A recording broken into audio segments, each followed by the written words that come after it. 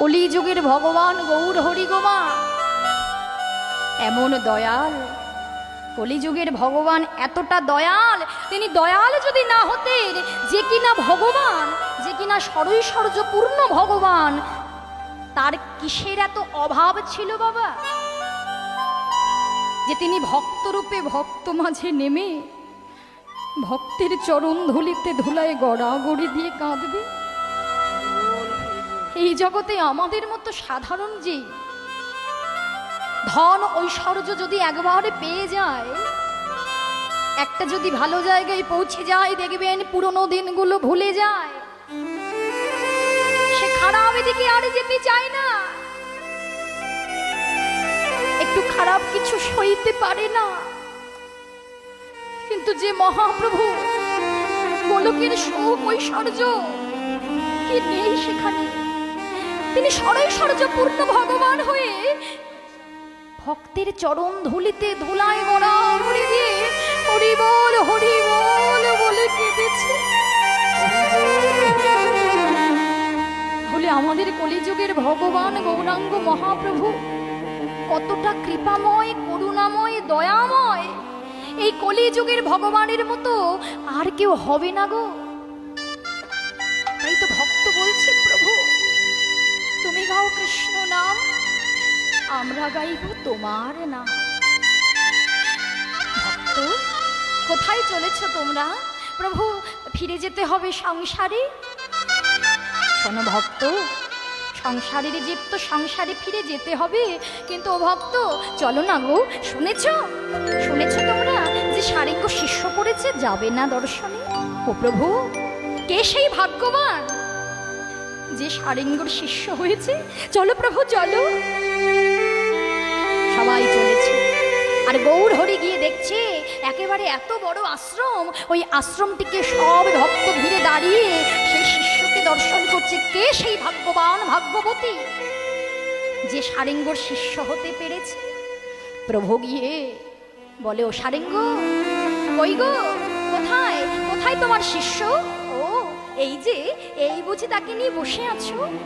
আহা, তাহলে যে বললে যে তুমি যেমন চাইছো তেমন নাকি পাবে না, সে চাইলে তুমি পাবে না এমনটা কি হয় সারেঙ্গ? তার ভজনা করবে তোমার পরবর্তীকালে তুমি যখন থাকবে না, কার কাছ থেকে সেবা নেবে সেটা তিনি ঠিক করে দেবে, তুমি নও গো। তার সেবা কিভাবে হবে, কে দেবে, সে নিজেই ঠিক করে দেবে। আহ, কত সুন্দর! এই বুঝি শিষ্য। আজকে গৌর হরির চরণ দুটো জড়ায় ধরে সারেঙ্গ ধুলায় গড়াগড়ি দিয়ে কাঁদছে। প্রভু, ও প্রভু, তোমার মনে এই ইচ্ছে ছিল যে একটি শিষ্য হবে যে আমার গোপীনাথকে সেবা দেবে। প্রভু গো, কতটুকু সাধন ভজন করতে পেরেছি আমি তো জানি না প্রভু। কাল আমি ভুল করে তোমার মনে ব্যথা দিয়ে ফেলেছি, কটু কথা বলে ফেলেছি, আর আমাদের মতো সংসারের জীব প্রতিনিয়তই কর্ম করতে করতে তোমার চরণে অপরাধ করে চলেছে প্রভু। আমরা সেটা নিজেরাও জানি না। তাই বলি প্রভু, আমরা তো সব মায়ার সংসারের আবদ্ধ জীব, কৃষ্ণ ভজন করার জন্য এসেছিলাম, কিন্তু প্রভু হলো না সাধন ভজন, হলো না সাধন ভজন, হলো না কৃষ্ণ নাম স্মরণ। কিন্তু প্রভু, আমাদের শেষের দিনে গতি কিবা হবে? তাই তো তোমাকে জানিয়ে রাখি প্রভু, কৃষ্ণ ভজে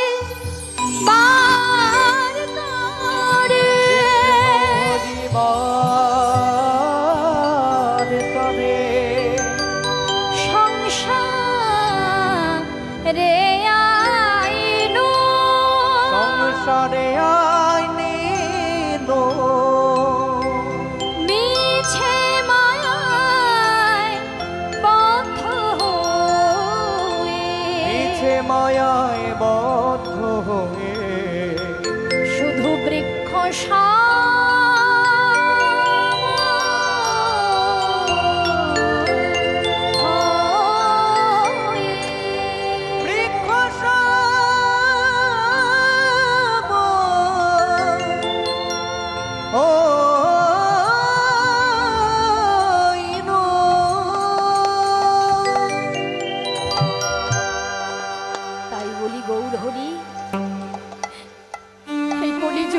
তোমার সাধন ভজন কিছু হলো না গো। 84 লক্ষ জনি ভ্রমণ করে প্রত্যেকটা জীব মানব দেহ পেয়েছি ঠিকই, কিন্তু কৃষ্ণ নাম করার জন্য ধরাধামে এসেও আমরা সকলে সংসার কর্মে এতটাই জড়িয়ে পড়েছি, এতটা মায়ার সংসারকে আঁকড়ে ধরে নিয়ে বাঁচছি, তোমার চরণ ভুলে গেলাম। কিন্তু শেষের দিনে আমাদের মতো যত অভাগা সন্তান আছে, তুমি তো বিশ্বপিতা। এই জগতে সন্তান যদি ভুল করে, সন্তান যদি অপরাধ করে, ইহ জগতে যারা মাতা পিতা হয় তারা পর্যন্ত ক্ষমা করে দেয় প্রভু। আর তুমি তো জগৎ পিতা, তুমি ছাড়া আমাদের গতি কিবা হবে প্রভু। তোমার চরণে আজকে আমাদের মতো অভাগা সন্তান জানিয়ে রাখে প্রভু গো, প্রভু গো। যেদিন আমায় একা একা যেতে হবে, তুমি কৃপা করে সেদিন আমাদের আশ্রয় কোথায় হবে? সেদিন আমাদের মতোই অধমীকে তোমার ওই চরণে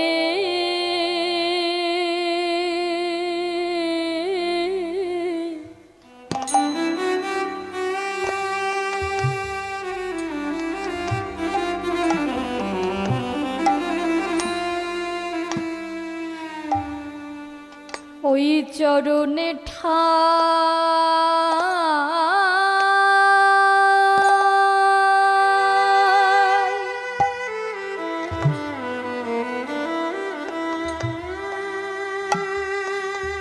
একবার ঠাই দিও,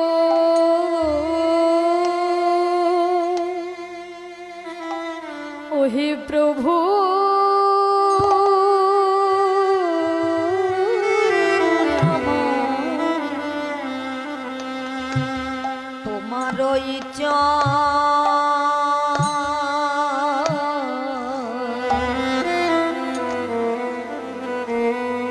ওই চরণে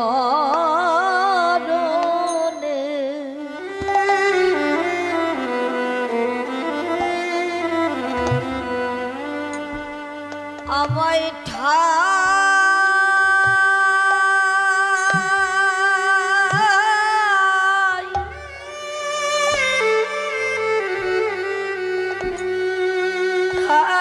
দিও প্রভু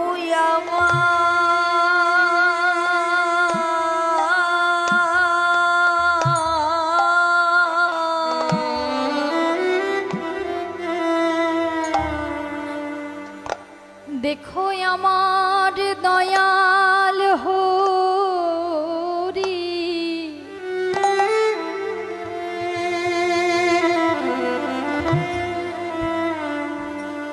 আমি যেন হা গৌর বলে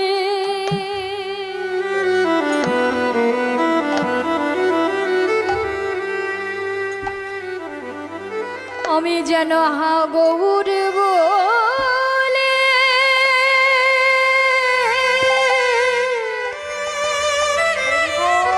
হরি বল আহা আমি যেন হা প্রাণ গৌর বলে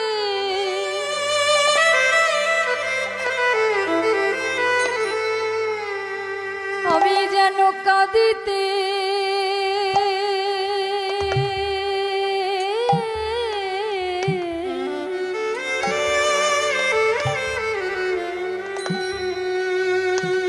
আমি যেন কাঁদিতে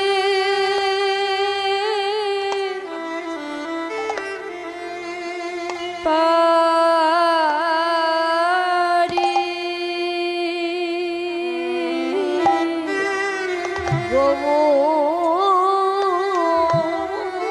রামা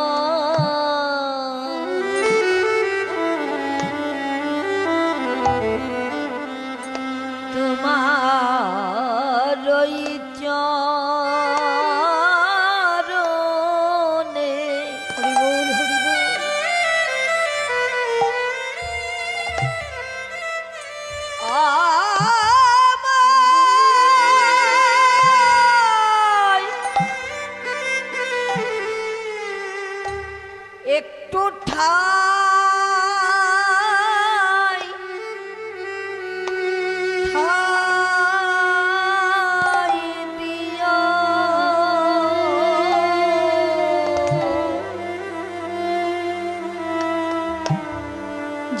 আমার আপন বলতে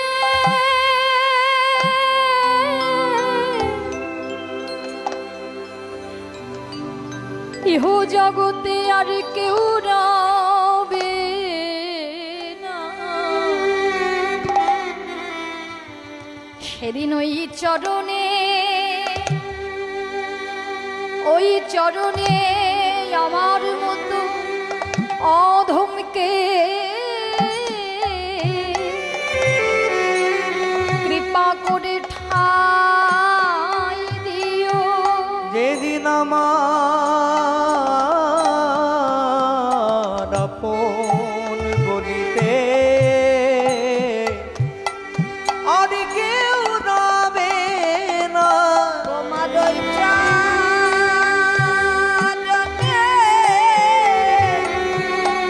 ঠাই দিও। দেখো যেন গৌর বলে নয়নে জলে তোমায় সেবা দিতে পারি। ওই চরণে ঠাই দিও। আমার কোনো বাসনা নাই গো।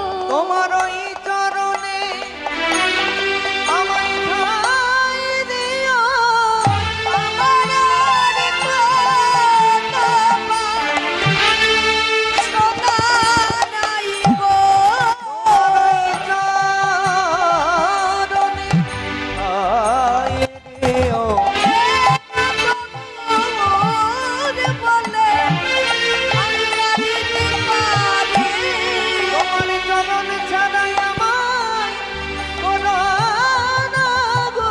শুধু এ জন্মে নয়, প্রতি জন্মে জন্মে চরণ ছাড়া কোনো না গো। শুধু এ জন্মে নয়, প্রতি জন্মে জন্মে চরণ ছাড়া কোনো না গো।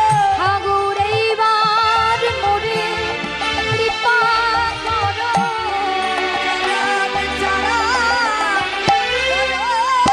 তুমি ছাড়াই আমার কৃপা করো। চরণ ছাড়া কোনো না গো। প্রভু এবার আমায় কৃপা করো। তুমি ছাড়া আমার মতো অধমের গতি কিবা হবে তাই গৌর কৃপা করো বলে হইব। তোমার চরণ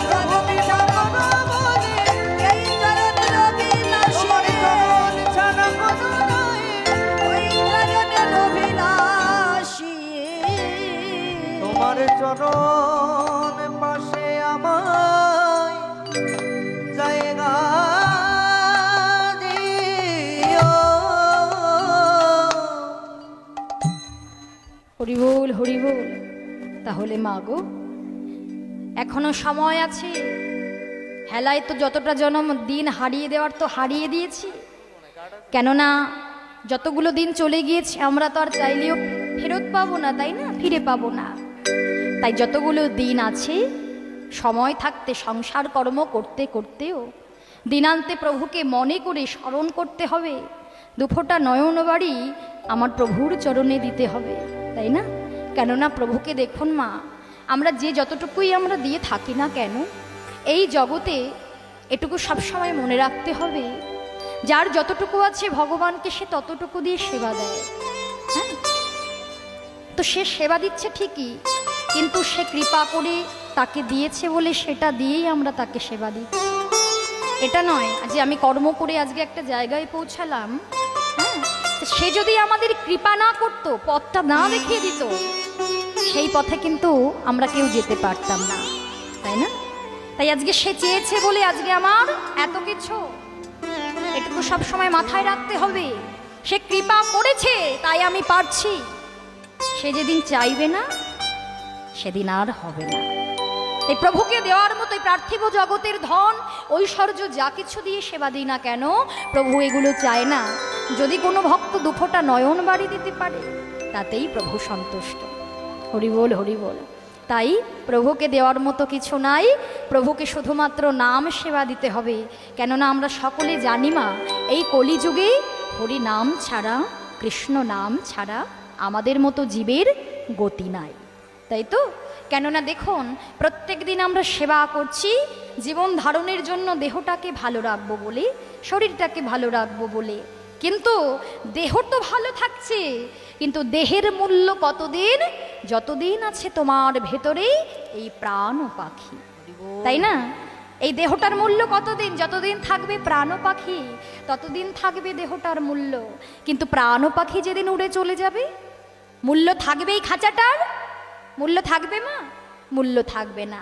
তাহলে দেহটাকে তো খাবার দিতেই হবে, তার সঙ্গে খাবার দিতে হবে তোমার এই খাঁচার ভেতরের পাখিটুকু, যার জন্য আমাদের এত কিছু। তাকে খাবার দিতে হবে, কেননা সে খাবার না দিতে খেতে খেতে সুপ্ত অবস্থায় আছে, অর্থাৎ ঘুমিয়ে আছে। কেননা একদিন যদি আমরা সেবা না করি, যদি উপবাসে যাই, দেখবেন কতটা ক্লান্তি অনুভব হয়, তাই তো মা? অনুভব হয় না ক্লান্তি? ঝিমুনি আসে কেন? দেহটা আমাদের খাঁচাটা খাবার পায় না বলে। তেমনভাবে চিন্তা করে দেখো, যে খাঁচার ভেতরের পাখি তাকে তুমি কোনোদিনও সেবা দিচ্ছ না, তাহলে তার অবস্থাটা কেমন হয়ে রয়েছে?